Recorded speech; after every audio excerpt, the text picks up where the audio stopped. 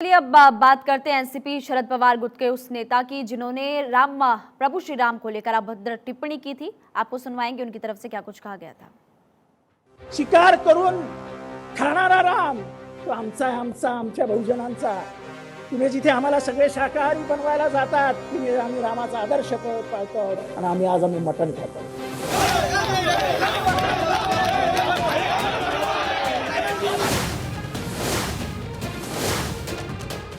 ये जितेंद्र आवाड जी चर्चा में रहने के लिए कुछ ना कुछ बयानबाजी करते रहते हैं। बार बार हिंदू धर्म का मजाक उड़ाओ और इस कारण मजाक उड़ाओ कि हिंदू धर्म सहिष्णु है। शरद पवार की चुप्पी, दूसरी ओर उद्धव ठाकरे की चुप्पी। तो एनसीपी के नेता भी वीर शिवाजी की पावन धरा पर भी रह करके और भगवान राम के बारे में इस तरह की अभद्र टिप्पणी। कभी भी किसी शास्त्र में ऐसा नहीं लिखा है कि भगवान जब वनवास गए थे तो मांसाहारी थे, और सभी जगह लिखा है कंदमूल फल खाते थे। तब राइस नहीं था, तब खाते क्या थे राजा राम, और राम क्षत्रिय था तो क्षत्रिय का खाना ही मांसाहारी होता है। अयोध्या में राम मंदिर के उद्घाटन को लेकर पूरे देश में तैयारियां चल रही है। 22 जनवरी को होने वाली प्राण प्रतिष्ठा का सभी राम भक्तों को इंतजार भी है। और इस बीच महाराष्ट्र में भगवान राम को लेकर शरद पवार गुट के नेता जितेंद्र आवाड की विवादित बोल से अब राजनीति गर्मा गई है। जितेंद्र आवाड ने नासिक की रैली में भगवान राम को लेकर आपत्तिजनक और विवादित टिप्पणी की। भगवान राम को मांसाहारी बताते हुए नजर आए। यहां तक कि जब स्टेटमेंट पर बवाल मचा तब भी वो अपने बोल पर कायम रहते हुए नजर आ रहे थे। जितेंद्र आवाड के कथन पर संग्राम होना तय था और बीजेपी भड़क उठी और जितेंद्र आवाड के खिलाफ घाटकोपर थाने में शिकायत दर्ज करवा दी। बीजेपी नेता राम कदम ने जितेंद्र आवाड के खिलाफ शिकायत दर्ज करवाई है। जितेंद्र आवाड की विवादित स्टेटमेंट के बाद सियासी भूचाल आ गया। बीजेपी कह रही है कि सनातन का बार बार अपमान किया जा रहा है। अयोध्या में भव्य मंदिर का निर्माण विपक्षी गठबंधन को रास नहीं आ रहा। और सबसे पहले आपको जितेंद्र आवाड का वो विवादित बयान यानी कि वो स्टेटमेंट सुनवाते जिसको लेकर ये बवाल खड़ा हुआ। शिकार करून खाणारा राम तो आमच्या बहुजनांचा। तुम्ही जिथे आम्हाला सगळे शाकाहारी बनवायला जातात, तुम्ही आम्ही रामाचा आदर्श पाळतो आणि आम्ही मटण खातो। रामाचा आदर्श, राम हा शाकाहारी नव्हता, तो मांसाहारी होता। 14 वर्ष जंगलात राहणारा माणूस कुठे जाणार हो ते शाकाहारी शोधायला। और देखिए इस पूरे मामले के तूल पकड़ने के बाद अब जितेंद्र आवाड ने सफाई देते हुए कहा कि मैंने कोई विवादित बयान नहीं दिया, अपने बयान पर मैं कायम हूं। जितेंद्र आवाड ने कहा कि श्री राम को शाकाहारी बनाया जा रहा है, लेकिन क्या उन्होंने वनवास के दौरान मेथी खाई थी? इस दौरान देश में 80% लोग गैर शाकाहारी और वो राम भक्त हैं। जिस वक्त ये व्यवस्था तब राइस नहीं था, तब खाते क्या थे राजा राम, और राम क्षत्रिय था तो क्षत्रिय का खाना ही मांसाहारी होता है। क्या कंट्रोवर्सी? कंट्रोवर्सी क्या? राम का खाना क्या था? कोई बता देवे कि राम मेथी की भाजी खाता था।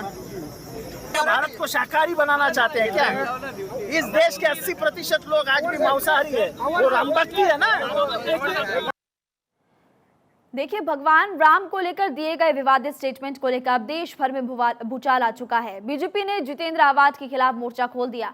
बीजेपी नेता राम कदम ने घाटकोपर थाने में जितेंद्र आवाड के खिलाफ शिकायत दर्ज करवाई और कहा कि जब रावण का अहंकार नहीं टिक पाया तो जितेंद्र आवाड क्या चीज है। देखिए, पुलिस को हमने शिकायत दी, पुलिस के वरिष्ठ आला कमान से बात की।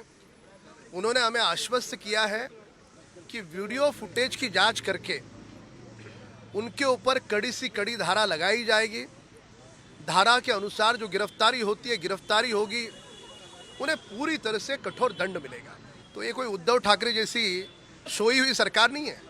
इस महाराष्ट्र की भूमि पर हम देवी देवताओं का अपमान न किसी को करने देंगे, और यदि किसी ने किया तो ना उसको छोड़ेंगे।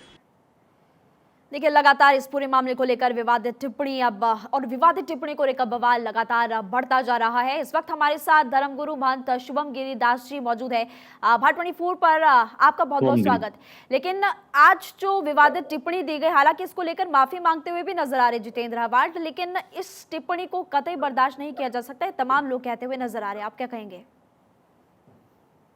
देखिए, जितेंद्र अवार्ड जी राजनीति करे, अपने विपक्ष के साथी है और एनसीपी गुट के, शरद पवार जी के गुट के है, लेकिन आप ये देखिए हर नेता ही विवादित बयानबाजी कर रहा है। किस उसमें लिखा है? रामायण में तो भगवान राम जी का ये उदाहरण हुआ है, चाहे वाल्मीकि रामायण जी को ले लीजिए, चाहे तुलसीदास जी की रामचरितमानस जी को ले लीजिए। 14 साल का जो वनवास राम जी ने किया और राम जी ने कंदमूल फल का सेवन किया है, वही नासिक है जहां इन्होंने विवादित बयान दिया था, जहां पर सीता गुफा भी वहां पर विराजमान है नासिक में, पंचवटी, वहां 5 वृक्ष भी लगाए गए हैं राम जी के द्वारा। वही नासिक है जहां पर कुंभ मेले का आयोजन भी होता है, नासिक में रामकुंड भी है। लेकिन जितेंद्र अवार्ड जी भी बाद में माफी मांग रहे हैं, क्योंकि भगवान श्री राम सबके है, भगवान श्री राम मर्यादा पुरुषोत्तम राम है। लेकिन भगवान श्री राम के खिलाफ जो गलत बयानबाजी हो रही है, इसको कतई बर्दाश्त नहीं किया जाएगा। मैं केंद्र सरकार से अपील करता हूं और एक कानून पास कीजिए, जो भी किसी भी धर्म के खिलाफ, किसी भी महापुरुषों के खिलाफ विवादित बयान देता है, उसके ऊपर सख्त से सख्त कार्रवाई होनी चाहिए। क्योंकि कई लोगों को इंडोनेशिया से सीख लेनी चाहिए महिमा जी। इंडोनेशिया में भी क्या बोलते, मुस्लिम राष्ट्र नहीं है, वहां पर क्या रामलीला होती नहीं है? हर जगह से सीख लेनी चाहिए। क्या एपीजे अब्दुल कलाम जी थे, वो भी रामायण पढ़ते थे, गीता पढ़ते थे। तो इन लोगों को खाली बयान देना है, मोदी जी के नाम पर दुश्मनी लेनी है। यार, मोदी जी की आलोचना कीजिए, लोकतंत्र में अधिकार है। हम भी मोदी जी गलत करेंगे तो हम भी आलोचना करेंगे, कोई भी हो हम उसकी भी आलोचना करेंगे, लेकिन किसी को भी ऐसा विवादित बयान नहीं देना चाहिए। पहले तो केंद्र सरकार एक कानून बनाए और एक प्रस्ताव पारित करे। लेकिन वो तो ये भी कह रहे हैं कि देश में 80% लोग हैं जो कि गैर शाकाहारी, और वो सभी के सभी राम भक्त है। इस तरह की टिप्पणी भी वो करते जा रहे हैं। तो सबके ये राम किसके नहीं है? राम मर्यादा पुरुषोत्तम राम है, राम आदर्श के राम है। भारत अब्दुल्ला जी से सीख ले लीजिए, उन्होंने एक बात तो कही है कि राम विश्व के राम है। राम मंदिर का फैसला जो आया है, मैं वहां पर राम मंदिर के लिए सोने की ईंट दूंगा। क्यों नहीं फारूक अब्दुल्ला जी से सीख लेते हैं लोग? असरुद्दीन ओवैसी है, 6 तारीख को गलत मानते हैं क्या? असरुद्दीन ओवैसी, अगर मैं केंद्र सरकार से अपील करता हूं, चुनाव आयोग से अपील करता हूं, अगर वो कभी भी विवादित बयान दे, जो भी नेता विवादित बयान देता है, चाहे वो किसी भी पद पर हो, पहले तो उसमें चुनाव लड़ने का प्रतिबंध लगाया जाए और ओम बिरला जी को तत्काल असरुद्दीन ओवैसी जी के सांसद सदस्यता रद्द करनी चाहिए। मैं यही मांग करता हूं उनसे।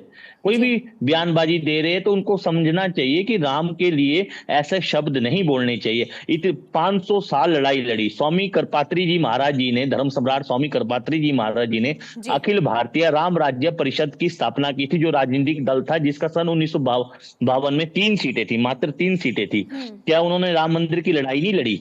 जगत गुरु स्वामी स्वरूपानंद सरस्वती जी महाराज जी ने सन 1962 में, कई लोगों ने प्रदर्शन की लड़ाई लंबी लड़ी और उसके बाद इंसाफ मिला। आपके पास लौट रहे हम, हमारे सहयोगी सत्य प्रकाश भी लगातार हमारे साथ जुड़े हुए हैं। और सत्य प्रकाश, पुणे की अगर बात की जाए, प्रदर्शन किया गया और लगातार इसको लेकर काफी ज्यादा बवाल देखने को मिल रहा है। किस तरह की तस्वीरें आप दिखाना चाहेंगे? वहां पर प्रदर्शन अभी भी जारी है क्या?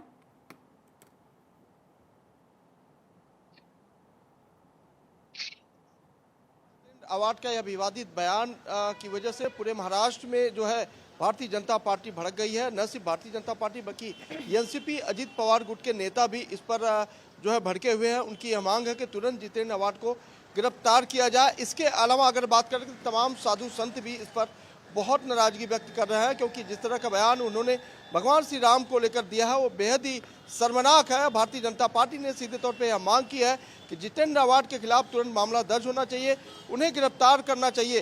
खासकर घाटकोपर विधायक राम कदम ने इस पूरे मामले में पुलिस से मिलकर उन्हें वीडियो भी दिखाया और इसमें सीसीटीवी लेकर इस पूरे मामले में संज्ञान लेकर तुरंत एफआईआर करने की मांग की है। हालांकि आज सुबह से ही लगातार आंदोलन जारी था मुंबई के अलग अलग इलाकों में, लेकिन अब देखा जा रहा है कि कहीं न कहीं भारतीय जनता पार्टी के तमाम कार्यकर्ता इस बात की उम्मीद कर रहा है कि शायद पुलिस इस वीडियो को देखेगी और जितेंद्र अवार्ड के खिलाफ जो है मामला दर्ज करेगी। लेकिन इस विषय को लेकर जितेंद्र अवार्ड ने अभी भी यह कहा है कि वह अपने बयानबाजी से पर कायम है और आने वाले समय में वह माफी नहीं मांगेंगे। आशीष जी,